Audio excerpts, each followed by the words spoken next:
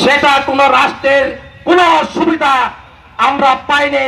সেখান থেকে আমরা বিভিন্নভাবে লাঞ্ছিত হয়েছি, বঞ্চিত হয়েছি। এভাবে আমাদেরকে শোষণ করেছে, শাসন করেছে, আমাদেরকে বিভিন্নভাবে নির্যাতন করেছে, জুলুমের শিকার আমরা হয়েছি। এই জুলুমতন্ত্র থেকে মুক্তির জন্য আমরা নতুন বাংলাদেশ গড়ার লক্ষ্যে আমরা যে সকল দাবি আমরা উত্থাপন করেছি, সেই সকল দাবির মধ্যে অন্যতম দাবি হলো একটি ফেয়ার নির্বাচন অনুষ্ঠিত করা। সম্মানিত উপস্থিতি, এই ফেয়ার নির্বাচন অনুষ্ঠিত করতে হলে অনেক বৈষম্য রয়েছে, অনেক কিছু রয়েছে সংশোধন করার। এই সরকার সেই সংশোধনগুলি করতেছে না এখন পর্যন্ত। সম্মানিত হাজরিন, আমরা বলতে চাই আগামী সংসদ নির্বাচন অনুষ্ঠিত করার আগে একটি ফেয়ার নির্বাচন অনুষ্ঠিত হওয়ার জন্য একটি সুষ্ঠু পরিবেশ সৃষ্টি করা।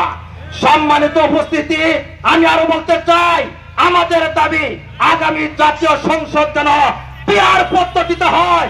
পিআর পদ্ধতিতে অনুষ্ঠিত হলে এই বাংলাদেশ থেকে দুর্নীতি মুক্ত একটি দেশ অনুষ্ঠিত হবে। সম্মানিত ভাইয়ের আমার, আপনারা কি পিআর পদ্ধতির পক্ষে নাকি? যদি পক্ষে থাকে আজকের এই সমাবেশ থেকে জানিয়ে দিতে চাই, সরকারকে জানিয়ে দিতে চাই, সারা বাংলাদেশের মানুষ আজকে জেগে উঠেছে।